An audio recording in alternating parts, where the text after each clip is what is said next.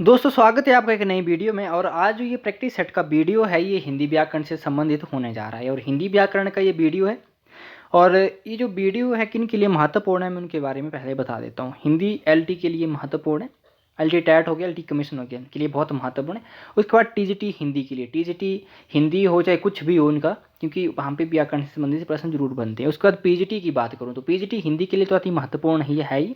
उसके बाद जो पीजीटी के दूसरे सब्जेक्ट हैं जैसे पॉलिटिकल साइंस हो गया, आपका हिस्ट्री हो गया, इकोनॉमिक्स हो गया, जो भी सब्जेक्ट हैं उसमें से एक पेपर होगा प्री का, ठीक है। तो उनके लिए भी बहुत महत्वपूर्ण है हिमाचल प्रदेश की अगर मैं बात करूं तो, क्योंकि प्री का पेपर होगा और व्याकरण से संबंधित प्रश्न पूछे जाएंगे, तो उनके लिए भी अति महत्वपूर्ण होने जा रहा है ये। और उसके बाद जो कम्पिटेटिव एग्जाम होते हैं जैसे पुलिस का एग्जाम होता है, फॉरेस्ट गार्ड का एग्जाम होता है, एसएससी के एग्जाम होते हैं, ठीक है, तो उनके लिए भी बहुत महत्वपूर्ण वीडियो होने वाला है। और दोस्तों एक बात आपसे कि अगर आप भी चैनल पे नए हैं तो वीडियो को शेयर भी कीजिए और चैनल को सब्सक्राइब भी कीजिए, ठीक है, क्योंकि इसी तरह के आपको वीडियो भी मिलते रहेंगे। और ये प्रैक्टिस सेट इसीलिए क्योंकि एग्ज़ाम जो वो नज़दीक आ रहे हैं, इसीलिए प्रैक्टिस सेट की मैं यहाँ पे आपको एक श्रृंखला लेके आया हूँ। अगर प्रैक्टिस सेट मैं तब तक लगाऊंगा जब तक आपको एग्ज़ाम नहीं हो जाता। उसके बाद एग्ज़ाम जब हो जाएगा आपका, उसके बाद हम व्याकरण का एक पूरा जो कोर्स है वो आपके लिए निःशुल्क बोर्ड पे आपको पढ़ाया जाएगा, ठीक है। आप प्रश्नों के स्तर को देख सकते हैं क्योंकि उसी तरह से आपको व्याकरण भी पढ़ाया जाएगा, ठीक है। तो चलिए शुरू करते हैं। और उससे पहले अगर चैनल पे नए हैं तो चैनल को सब्सक्राइब कर लीजिए और वीडियो को शेयर कर दीजिएगा, ठीक है। चलिए शुरू करते हैं। और पहला प्रश्न है हमारा, लिखित रूप से भाषा की सबसे छोटी इकाई क्या है, ठीक है। लिखित रूप से आपके विकल्प थे अक्षर, वर्ण, शब्द और वाक्य, ठीक है।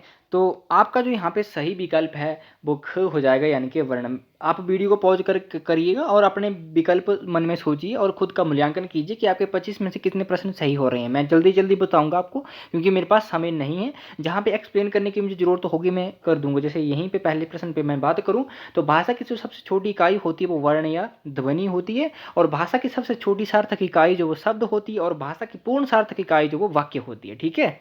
हम आगे चलते हैं। और आगे हमारा प्रश्न है, हिंदी वर्णमाला में निम्नलिखित में से कुल कितने वर्ण हैं, ठीक है। तो आपके विकल्प थे 33, ठीक है, 33, 44, 52, 51। तो इसका जो सही विकल्प है, कुल वर्णों की बात हुई है तो यहाँ पे ग विकल्प आपका सही हो जाएगा, यानी कि 52, ठीक है। डॉक्टर कामता प्रसाद गुरु के अनुसार 52 है और ये हिंदी में जो वो प्रचलित है और मान्य भी है, ठीक है। उसके बाद आगे चलते हैं।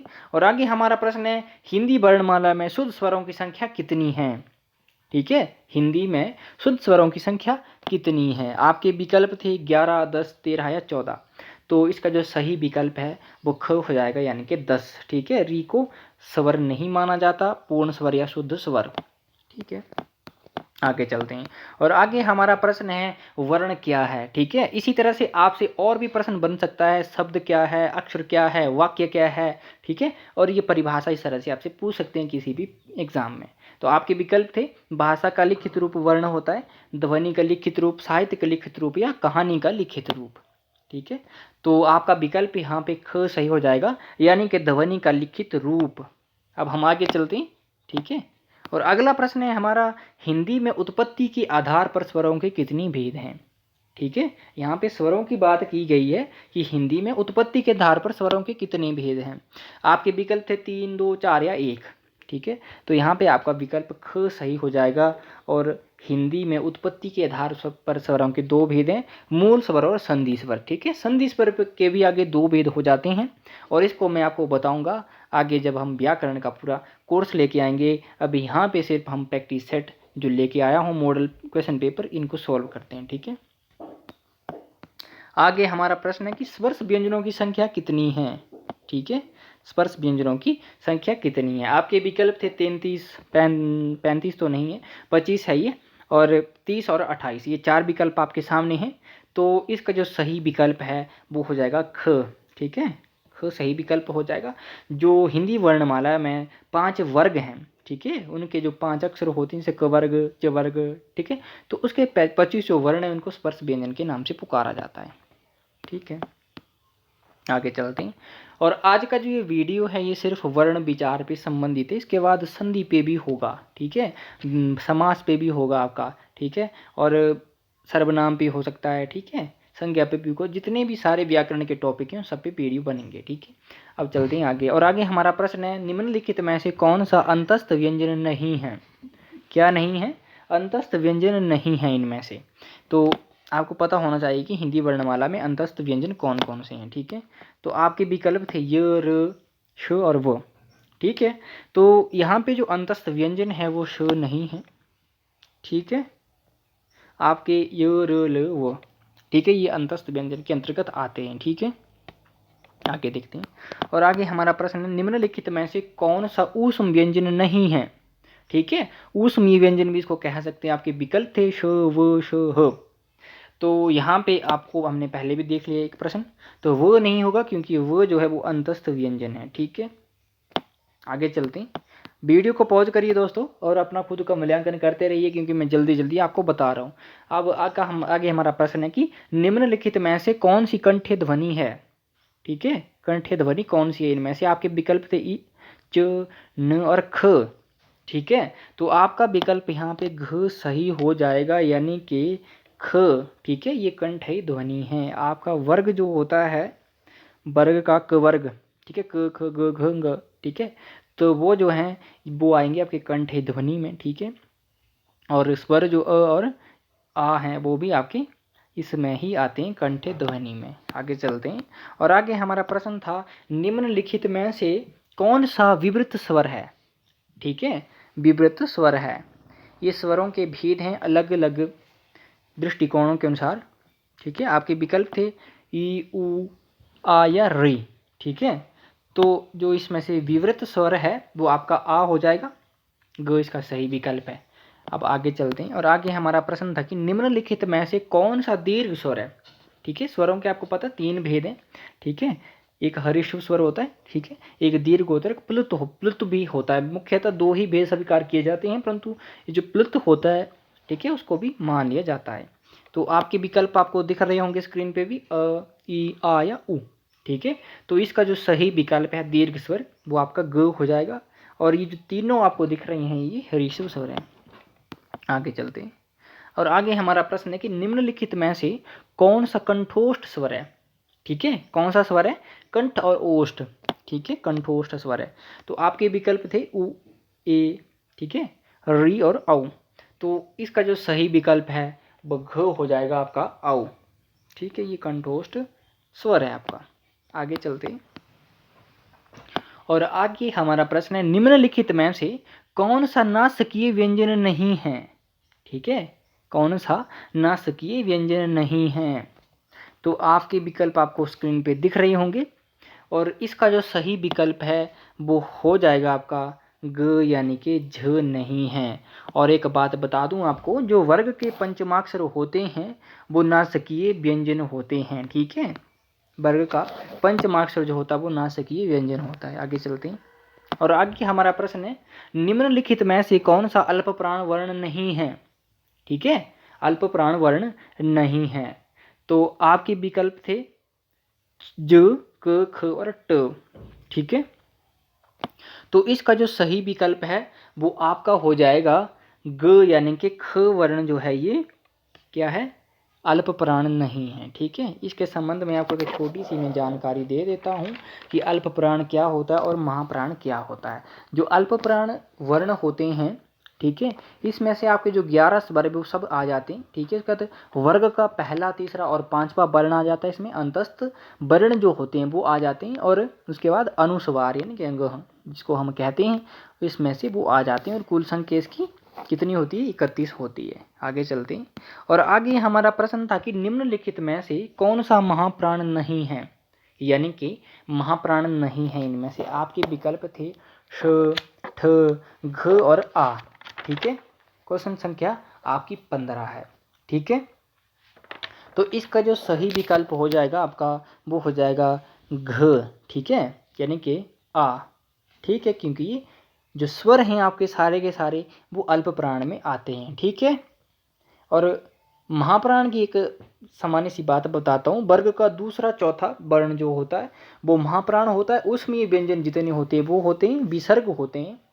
ठीक है, विसर्ग जिसको हम कहते हैं। कुल वर्णों की संख्या कितनी होती है, 15 होती है। ठीक है, तो हमने महाप्राण के बारे में भी देख लिया। अगर आपको लिखना हो या समझ नहीं आ रहा हो तो देख सकते हैं आप, ठीक है।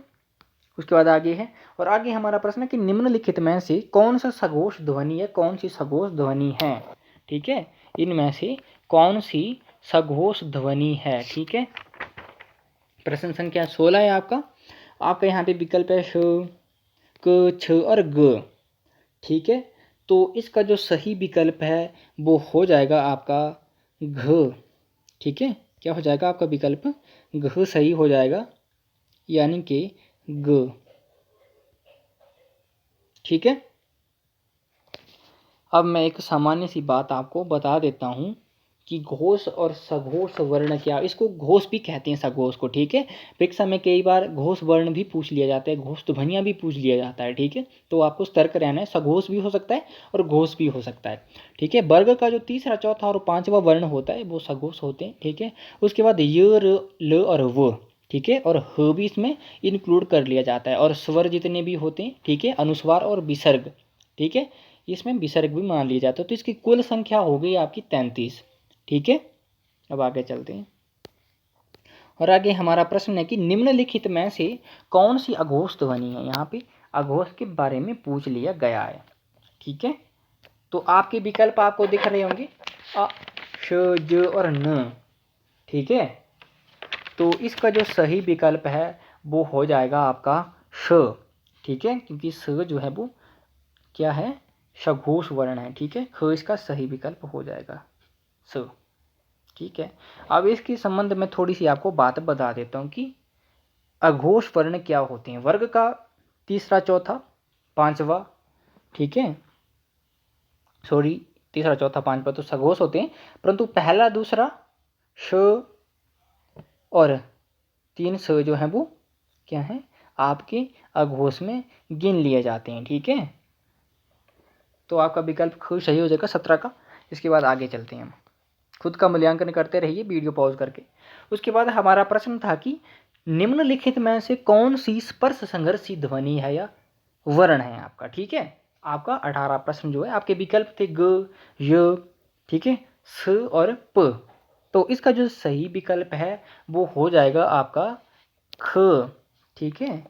हाँ, ये हिंदी में जो स्पर्श संघर्षी व्यंजन है या ध्वनियाँ हैं वो है च, छ, ज और झ, ठीक है। 4 स्पर्श संघर्षी ध्वनियाँ हैं च, छ, ज और झ, ठीक है। अब आगे चलते हैं, और आगे हमारा प्रश्न था कि निम्नलिखित में से कौन सा लुंठित या प्रकम्पित व्यंजन है। क्या पूछ लिया गया है, लुंठित या प्रकम्पित व्यंजन है, ठीक है। तो आपके विकल्प हैं यहाँ पे य, र, ल और श, ठीक है। तो इसका जो सही विकल्प है वो हो जाएगा आपका र, यानी कि ग सही विकल्प हो जाएगा, ठीक है। खुद का मूल्यांकन करते रहिए दोस्तों, ठीक है, वीडियो पॉज करके, क्योंकि मुझे जल्दी जल्दी बताना है, वीडियो लंबी हो जाएगी नहीं तो आप भी बोर होंगे। आगे चलते हैं, और आगे हमारा प्रश्न था कि निम्नलिखित में से कौन अर्धस्वर हैं, ठीक है। और ये प्रश्न बहुत सारी परीक्षाओं में मैंने देखा है, पूछा गया है, ठीक है। जेबीटी जैसी परीक्षाओं में भी ये प्रश्न बनने की संभावना है और पूछे जाते हैं, ठीक है। और प्रश्न था हमारा कौन सा अर्धस्वर है इनमें से, ठीक है। आपके विकल्प थे अ, य, व, ये तो घ आपका एक अलग से विकल्प दिया कि य और व दोनों जो वो अर्धस्वर है, ठीक है। तो आपका जो यहाँ पे विकल्प है वो घ सही हो जाएगा, क्योंकि य और व जो दोनों अर्धस्वर में गिने जाते हैं, ठीक है। आगे चलते हैं, और आगे हमारा प्रश्न है कि निम्नलिखित में से कौन सी ध्वनि अंग्रेजी से आगत है, ठीक है, अंग्रेजी से आगत ध्वनि है। तो आपके विकल्प थे औ, ओ, आ या औ, ठीक है। ये जो विकल्प आपको दिख रहे हैं स्क्रीन पे, तो ये अंग्रेजी से कौन से आगत है, ठीक है, अंग्रेजी से ध्वनि आई है यानी कि, तो इसका सही विकल्प घ हो जाएगा, यानी कि ओ, ठीक है। और ओ और औ के मध्य की स्थिति को जो वो औ कहते हैं, ठीक है। ये अंग्रेजी से आई है हिंदी में, जैसे मॉडल हो गया आपका, ठीक है, इस तरह से प्रश्न उसमें प्रयोग होता है, ये ओ हो गया आपका मॉडल। उसके बाद आगे देखते हैं, और आगे हमारा प्रश्न है कि निम्नलिखित में से कौन सी फारसी से आगत ध्वनि नहीं है, ठीक है, फारसी से आगत ध्वनि नहीं है, ठीक है। आपके विकल्प थे य, ओ, ह, र, ठीक है।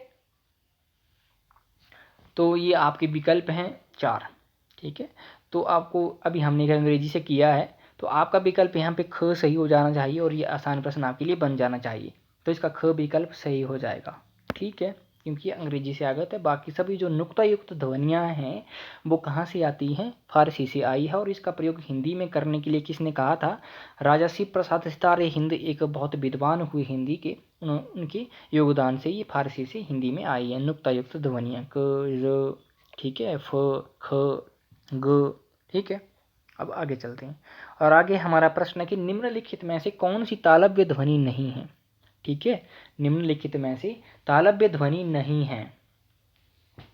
तो आपका जो विकल्प है यहाँ पे आपके विकल्प हैं त, ठीक है, त द ख और च, ठीक है। तालव्य की बात यहाँ पे की गई है तो आपका विकल्प घ सही हो जाएगा, ठीक है, यानी कि च तालव्य ध्वनि है, ठीक है। आगे चलते हैं। आगे हमारा प्रश्न है कि उच्चारण स्थान के आधार पर व्यंजनों को कितने भागों में बांटा जा सकता है, ठीक है। जब हम हिंदी साहित्य व्याकरण को पढ़ेंगे, उच्चारण स्थान को भी हम देखेंगे तो आपको मैं बताऊंगा कि कौन कौन से उच्चारण स्थान होते हैं, ठीक है। यहाँ पे मुख्य सिर्फ हम उच्चारणों की बात कर रहे हैं। आपके विकल्प थे 8, 6, 7 या 5, ठीक है। तो आपका यहाँ पे विकल्प 7 सही हो जाएगा, यानी कि ग 7, ठीक है, 7 भागों में बांटा जाता है। आगे चलते हैं और अंतिम प्रश्न है हमारा कि निम्नलिखित में से उत्क्षिप्त व्यंजन है। आपके विकल्प है ड, ढ, ट, ठ, ड़ या ढ, ठीक है। इनमें से कोई नहीं, ये 4 आपके विकल्प हैं, ठीक है। तो आपका विकल्प यहाँ पे क्या सही हो जाना चाहिए, ग सही हो जाना चाहिए, क्योंकि नुक्तायुक्त जो वर्ण होते हैं ड और ढ जो ये हैं, ठीक है, नुक्तायुक्त, इनको उत्क्षिप्त व्यंजन कहा जाता है हिंदी में, ठीक है। ठीक है, आपका विकल्प ग सही होगा यहाँ पे। तो देखिए दोस्तों, हमने 25 प्रश्न देख लिए हैं। अगला जो प्रैक्टिस सेट है इसी से संबंधित होगा हमारा, ठीक है। और अपने खुद का मूल्यांकन कीजिए क्योंकि परीक्षाएं बहुत नज़दीक हैं, ठीक है। तो हमने एक प्रैक्टिस सेट देख लिया। अगर चैनल पे नए हैं और इतने तक आपने वीडियो देखी है सच में, तो आप चैनल को सब्सक्राइब कर सकते हैं और करिए चैनल को, क्योंकि और भी जब वीडियो पड़ेगी चैनल पे डलेगी तो आपको नोटिफिकेशन मिल जाएगा, ठीक है। तो तब तक के लिए आपका बहुत धन्यवाद दोस्तों।